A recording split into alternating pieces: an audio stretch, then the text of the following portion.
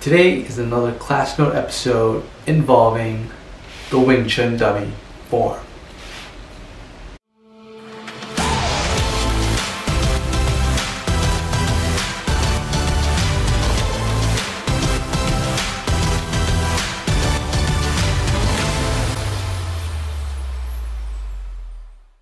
Hi, welcome to Practice Wing Chun, where we discuss Wing Chun and answer any Wing Chun training questions. My name is Edgar, and it is episode 36 of Practice Wing Chun. First off, I just want to thank everyone that's been leaving comments and sending me emails. I appreciate it a lot. They mean a lot to me, so thank you all. So today is another class note episode, and we'll be focusing on section 8 of the Wing Chun Dummy Form. And this is the last section in the form, and it is 3 sections. The first section, the opponent is throwing 2 punches at you. You're going jab, hook, jab, hook. So you're going to bong so the jab and then tan so the hook. So as I bong so, I'm sticking to my opponent. Okay, so I'm sticking to my opponent. And then once you get the tansel, bring your palm or your fingers down so that you can palm strike them. Now, from here to here, you don't want to turn the tansel too much so that they're out of line. You want to keep them just enough so that the punch doesn't come through, because that way you can easily palm strike them. And when you palm strike them, do not retract your arm to palm strike. From your tansel, just palm strike. Just go straight in.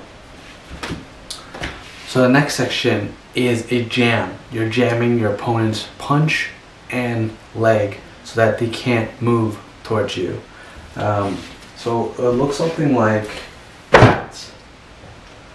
So first off, the leg area, you're kicking their knee from a side angle, and you're not kicking it directly in the front of the knee, because that will hurt them, but it won't move them or prevent them from coming back at you. And the top arm, you're pocking the arm, and you're pocking around this area, around the elbow, I would say, this area. So you're doing this simultaneously, and this is when they're throwing their punch. So you're stepping to the side to jam them.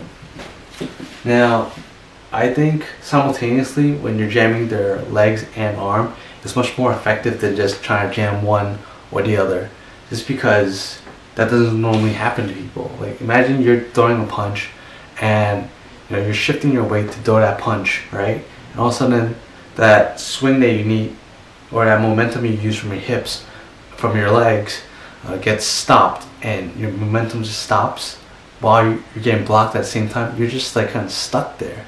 It kind of just disrupts the natural flow of an opponent's strike just because they are not expecting it. I think this move is really effective, especially the knee jamming part. That part is where you could really hurt someone. In the last video, I talk about the stomp kick, where you kind of just go for like the leg, your opponent's legs from the knee and below.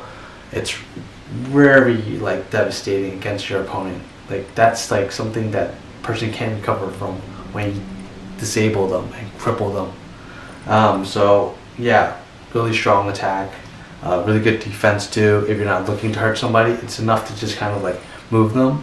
If you kick them from the side of the knee, they're just gonna make them turn. If you kick them from the inside of the knee, they're gonna like turn this way. This jam doesn't really require excessive force, just enough to prevent them from moving. The last part, or the last section, is the sweeping. The first time where we kind of use any sweeping motion at all, like with our legs. So it's like the final move, and you're essentially grabbing your opponent, the elbow, the arm. You're kind of locking their arm, and you're pulling them. And as you pull, you're sweeping them. So it's a push-pull, just like a takedown, push-pull, so that your opponent goes. My Sifu suggested pulling straight, and as you sweep them, then guide them downwards so that they fall past you. My Sifu says if you do it this way, where you just pull them downwards, you give them a chance to stabilize. If they're going down, you're bringing them that direction. You could just like put the leg forward and you could like prevent themselves from being swept.